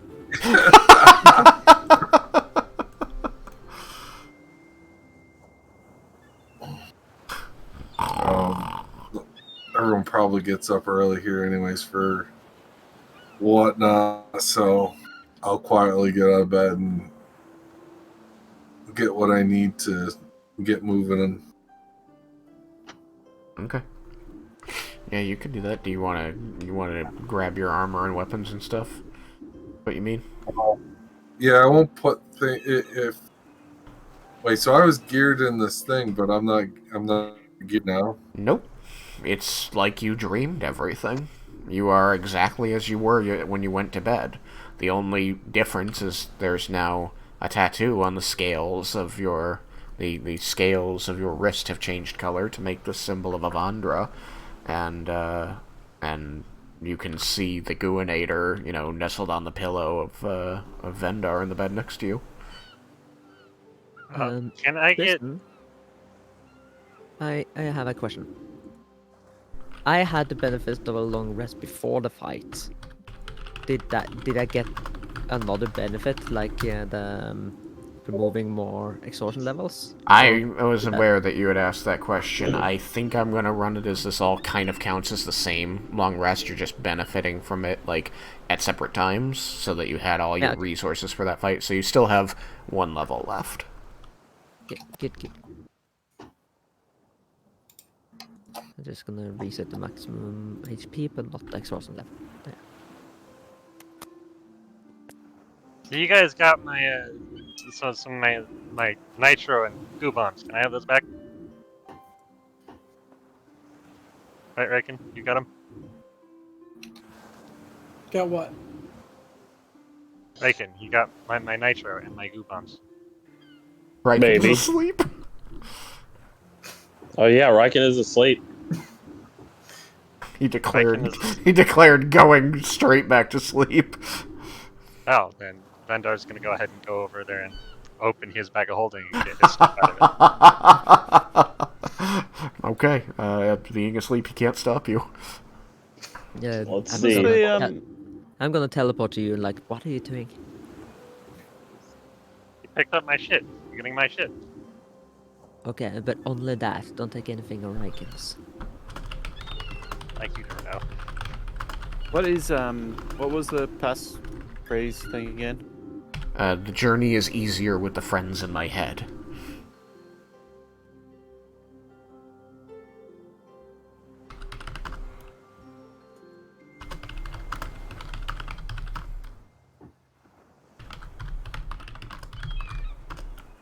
We still haven't arcane locked our bags. It's true. And Yuki, you got my spyglass, right? Did you see me grab it? I have God perception. God perception. Did you hide that you grabbed it? No, I just put it in my bag. But I forgot. In real life, I forgot. I wondered if my character knew what it was, but I forgot what I mean, it was. you've seen it being used plenty of times. You'd recognize what it is. Okay. I was just curious if it was something special, and I was gonna. Very special. I've sent you the answer to your question. Yeah, no, it's fine. I'll give it back. I wasn't gonna hide it. I was just kind of gonna look at it real quick for it because it was pretty shiny. Before I gave it back, but It used to just be a fancy spyglass. Now it's also a magical focus. yeah, when you ask for it, I'll just get it out and hand it to you. There won't be. I wouldn't have said anything. I'd be like, oh yeah, here. Thank you. Now, Laramenders, are you capable of making magic items like Nalia, or do we need Nalia to do that? I think that's partly a question for Tristan. I mean, so you've gone through it. You did spend time enough with Nalia, because that was during the 10 days that you guys were trying to help integrate the Drow into Brumdoran society there. Or integrate Brumdoran society into having Drow, I guess it would be more accurate. And yes, you did. She was doing the lion's share of the work to make the items being, that she is a transmutation specialist. But you were able to study with her and learn you had already learned the deconstruction spell from Nerevar, and she was able to go in depth into the item creation spell with you that she learned from Nerevar. So you do have both. She was just, better at it because it's her area of expertise. So I think I would likely take more time to create anything than Nalia would, but I have a reasonable understanding of the process. Since you won't let me take Tatsuya's bag, I need a new bag of holding. And also, I would also appreciate another set of golden lockpicks, since I wasn't able to recover this. To Tristan. Creating magical items, is that going to require knowledge of spells that have similar effects a la 3-5? No. Or, okay. It's the ritual to create the item, the component, the sacrificial component, which is the magic, which is the residuum, and then it's just the only thing you really need to understand is have some picture of how it functions in your head. Okay, cool. You don't need the magical formulae for how something like that might function. But so not like in 3-5 where it's like you expend the knock spell and create this thing. Yeah, kind of not thing. like that. Cool. But that's why it's expensive, is because you don't really need to know it as deeply. Just throwing more magic at the problem until it stops being a problem. Very literally. which means there's room for improvement. Which, luckily I believe it was Derek who wrote down the prices of everything that we were doing back then, so I think there's a list that contains the residuum cost of golden lockpicks, so if you want to recreate them, the cost should be the same.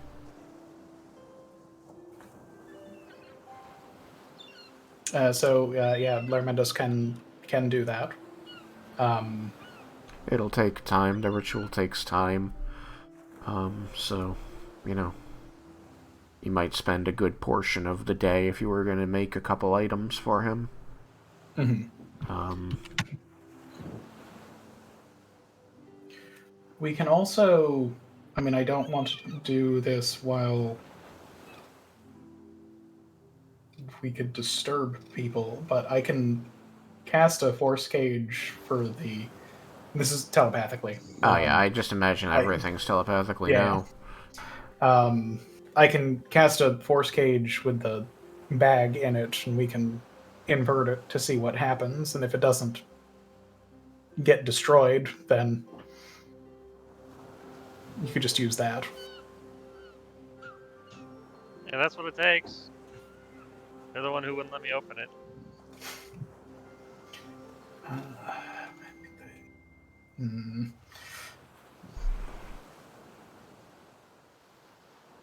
The safest way to do this is probably to cast a magnificent mansion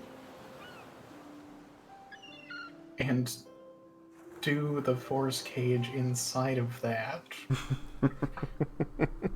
Which is going to use both of my 7th level spells. Hey, at least you'll never need to spend all your spell slots sending to the party ever again, just to all the party's friends. You have 2 of those now? Yes, because I'm 20th level. Nice. And this means that you can now be reserving that sorcery point for your magical lens being longer instead of always worrying to save it for longer telepathic bonds. Yeah. Or a subtle spell when I'm on death's door. Yeah. I am glad that Nalia's second wind finally got used. Yeah, I've been looking for a good time to use it, but I think it's hilarious who we really made it for and who ended up using it. I should probably try and remind our people who gain short rest things more frequently. But so yes, I can go and determine the safety of the bag, and we can decide whether we need to create a new one or not based on that. How identifiable is that bag? Tatsuya's bag? Yes. I mean, reasonably? Just because he always wore it, it had that special symbol on it. I think it was a symbol of Bahamut. Okay. In that case, I will make you another one. And bags of holding are rare? Yeah. Yeah. In that case, I will make another one for Vendar. But Vendar's so good at lying, it was a gift. I found it in Marcosia after the... That's a good lie. It's not an unreasonable lie. Everybody knows that Arcosia was brimming with magic items. That's why Bromdor wanted it so bad. And it's got the thing about Bahamut, so, that's the Bahamut's place. Tatsuya came from Arcosia. He probably got his there. They probably just shop at the same place. Yeah. Well, either way, we need to determine the safety of the thing. So, Laramendos will cast Magnificent Mansion. Oh my goodness. What? Nothing. There's just a part of me that's going, it's really happening. that we're gonna open it. There was so much talk about we have to do this, we have to do that, but I was just like, he's just making it so complicated that there's an excuse to never actually do it. I'm like, okay.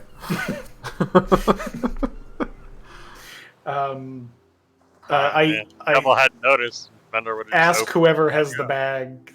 I think Jebel has the bag, unless Jebel Vendar has has the stolen bag. it again. Well, So, if Vendar stole it again, he didn't tell the DM, but I am surprised that he hasn't tried. That would be I got in distracted character. with other things, the whole dying and stuff. Laraminus will say, "I'm going to go into the mansion and invert the bag. I don't. If anyone wants to join me, they are welcome to. No matter what the result of things, we won't be able to remove the bag and its contents from the force cage for an hour." I'll come with, just in case. I'll go. Yeah, I'll come with. Alright, who is not going to the Magnificent Mansion? Yeah, I'm joining, sure. Just Raiken. Just Raiken is asleep. It's still early enough to where I don't think they'll need me for the army, so I'll go also. Okay. I mean, also, like, we will very quickly determine, if it was dangerous to open and all of that Raiken's gonna feel when so we rested. do it. The fact No one that needs to Wake up, stay everybody here else and is wait. gone. Oh, hold on. The fact that Larabendis isn't even trying to wake up Raiken before they release his brother's fucking bag. So, has Laramentis in the past ever had success in waking Raiken up? When he specifically he told Raiken specifically not to open it. No openies. I'm gonna roll something. I mean, I will say that all of this talking has been happening over the telepathic bond, so technically it has been invading your dreams. Did he join the telepathic bond before going back to sleep? I think he did. I think he did. You just hear Raiken mumbling to sleep. Well, I want to open the bag. If I hear him mumble that, I will Laramentis. go over and shake him. You're Hold on a awake. second. Hmm? No. So you have to choose to join the bond. Yeah. Well, no. So, activating the symbol joins the bond. It's not like you turn it on and then say, okay, now join the bond. It's either on or it's off. If it's on, you're on the bond. If it's off, you're not. It just gives you the ability you can join the bond, but if nobody else is on the bond at that time, you're just not. You're just alone in the chat channel. Right. He's given us the power That's of like- Discord. Use it wisely. I need to talk to somebody. Shit, no one's there. Yeah. You're like Yuki Oh, wait, Kaze when someone you else go joined. over to AFK. They didn't give an ability to let people know that somebody's actually on the bond.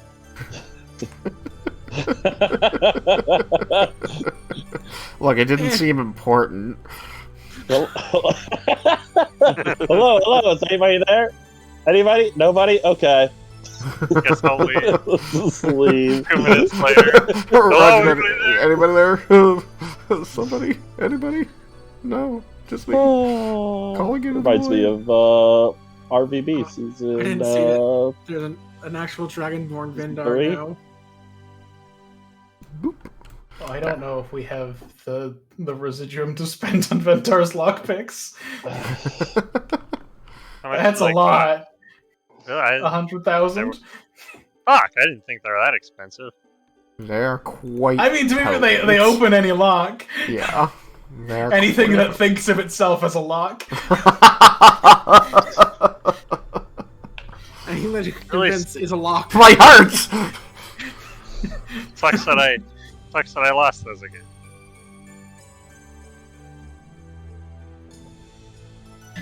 Look, we tried. You've got 2 more days with the army. There could be more gods interested in you succeeding. So I just used the lockpicks on the dragons, and that, A was monster about. death. You use the lockpicks on the dragons, and Tiamat is released. that was the other thought I was having. Like, does it open really any lock? Because that is constantly described as a lock. It is constantly I described had as a never lock. thought of that. Because if it does, I want those things destroyed immediately. Well, there are now 2 sets of them out there. I know, it's horrifying. Damn you, Tsubasa! Maybe we can use Wish to get my lockpicks back then. It's just if it's just the lockpicks, we were gonna use it to get back more stuff. That is a thing that we could discuss. Alright. You cast Magnificent Mansion. Soltharis snores. You create an invisible doorway into the mansion inside your room in the world over in. Everyone appears in the familiar demi-plane. Hopefully the nice calm music is what's playing right now. Yep. I've got a question on the stream. Uh-oh, what's the question? I don't know what was exactly what was being talked about. I zoned out, but it was asked, does Warlock count? Does Warlock count? Oh, for the short rest abilities for Nalia's Second Wind. Yes. It will give a Warlock back all of their spent spell slots.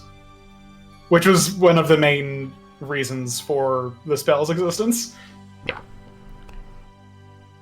It was for Leah and for The Yukikaze. fighter.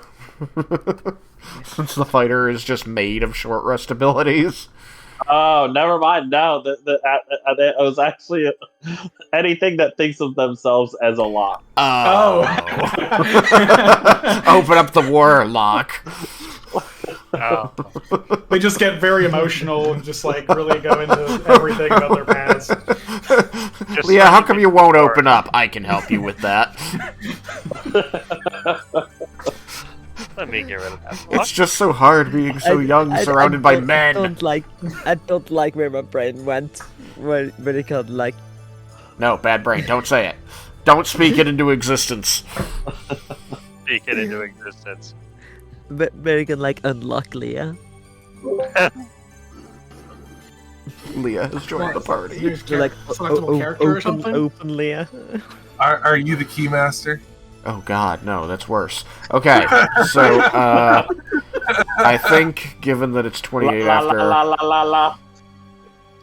We're effectively still ending on a cliffhanger, which is going to be, setting up the, You said... So where the fuck did he go? In the library? Is that him? I'm also assuming I'm waiting outside that the library. Yeah, I'll just... just yoink as many people over the wall as I can. Who got left behind? I'm also assuming that does Yukikaze still have the pendant that has Tatsuya's soul in it? Oh god, thank you for reminding me. I thought of it this today while I was at work, and I was like, I know exactly what I'm gonna do with that thing, and then I totally got caught up in everything else that was happening, so of course I forgot about it. Right, so I think that was Wisdom. Yuki, Wisdom saving throw. I'll end on that. No, I thought I did give it to Raiken because I felt the weirdness.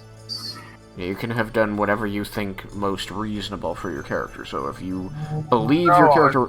I don't remember you having given it up yet, but if you believe your character would have... Because I you, feel like I cause you do described... remember, yeah. You Because described, originally he didn't feel anything. and Hang then on, he let him did talk. feel it, and he was like, Let him talk.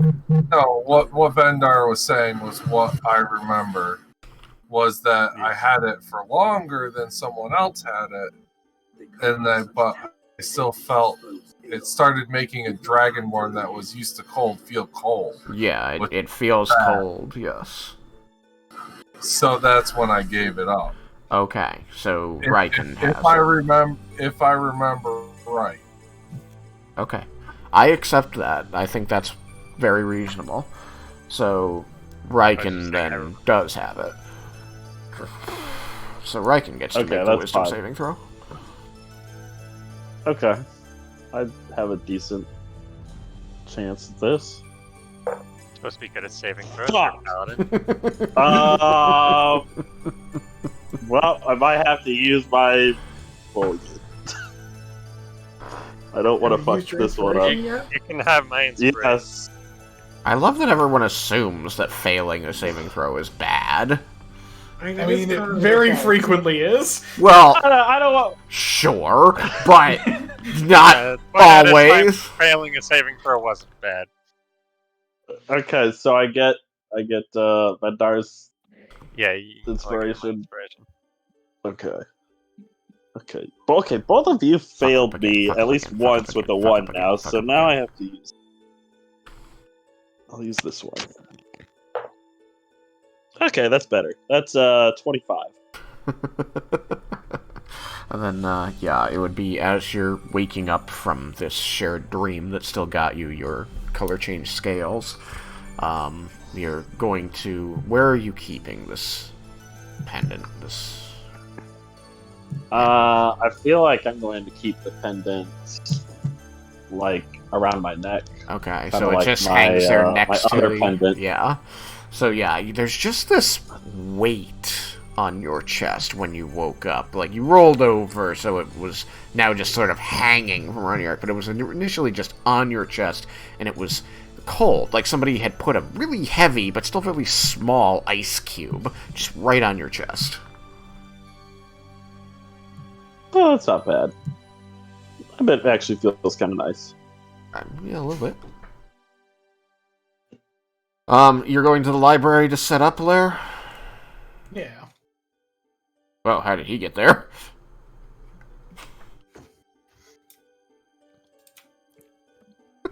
He was on the other side of the door. Anyway, so you will begin casting Mage Hand and Force Cage, I take it? I think I could just have one of the unseen servants be inside of where the force cage is going to cast. Yeah, that does work. Just because there's a lot of them. Vendar, the one that you liked, as soon as you walk in the door, is attempting to grab your coat. Well, yeah, that's right. You named him. I did, Fredward. I can't remember what you named him, but I remember there was one that you were attached to, and he is here and attempting to assist you. Was that Fredward? Yeah, there's Fredward this time. Yeah, Fredward appears and tries to take your coat from you, and your hat, There was also and your Edward, squeakers. Frank. Anyway, so you wrangle an unseen servant, like, you know, there's a moment of it, like, pointing at itself, like, me? Oh, yes. It looks around at the other ones. The other ones just take a step hopefully at back. them.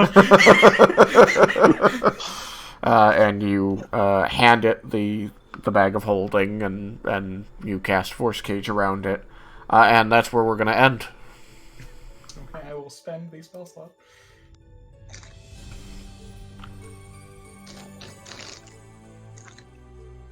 We left somebody outside. That's what happens when I grab all of the outside. tokens. Just like through the door. The door. The... Wham, wham, wham, wham. Maybe sideways. Wham, wham, wham. Nope, still not working.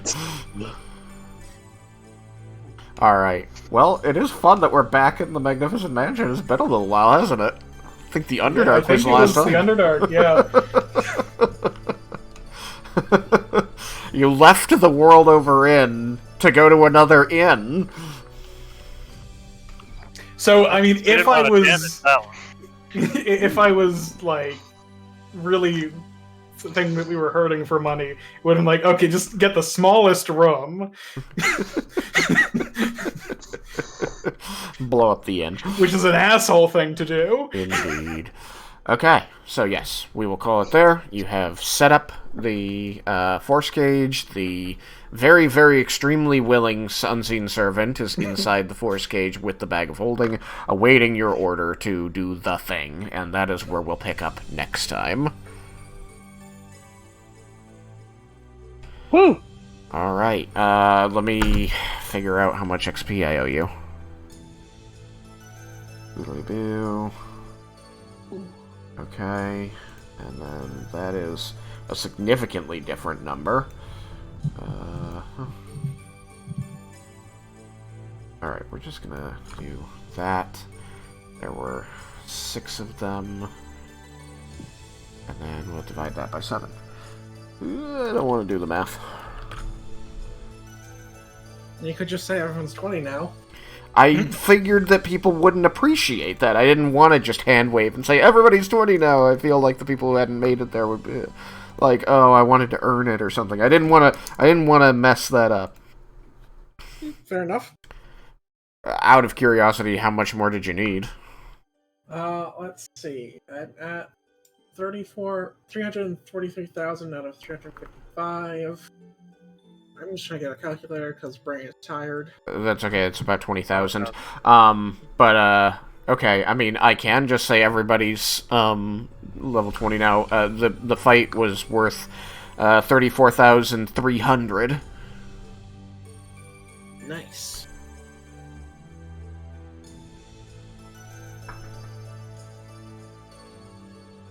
So yeah. Hopefully that pushes everybody who wasn't there to 20. Calculator says I needed 11,580. Some number was weird in my head then, or I heard it wrong, or something. Or I said the wrong number. Which It's also possible. Anyway, so congratulations everybody who's 20, which should be everybody. So congratulations everybody, you're awesome. We have a full pack of level 20s now. I think. Oh yeah. I think that Cyrus was the farthest from, just because of the sessions he'd been missing. So that should be everybody now. Yep, if I've passed it, everyone should be there. Yeah. Yeah, pretty sure. Okay. Well, that went a little longer. Means you don't need to think about experience numbers ever again. I don't. It's true. It's weird. Not what we're in this campaign. I'll just be like, you guys got 10,000 experience for that. Oh, it doesn't do anything. And then we learned there's a secret 21st level. Level 21. I mean, I'm waiting until I get my 11th level spells. Not even 10th, just 11th. Yeah, you skip past 10. These go to 11. 10. There aren't 10th level spells. That's ridiculous. 11th, though. Those are real. It goes to 11. Alright. Yeah, I need my 6th level smite. Oh, gosh. Alright. Thank you, everybody. Okay. Congratulations, Vendar, on getting your stuff, especially the Guinator back. I'm looking forward to you milking Laramendus. I can't wait. Aren't we all? I can't wait. I hope we can do it today. It's the worst. That's just no way to say that without it sounding so bad. Sometimes you just gotta push through. You just gotta push through and say it. Had that been Yukikaze? I was to say, would you like me to go to the market and pick you up some lotion? Oh my gosh. Alright, with that, thank you everybody for being here, and I hope you have a great night. Bye, stream! Goodbye. Guys.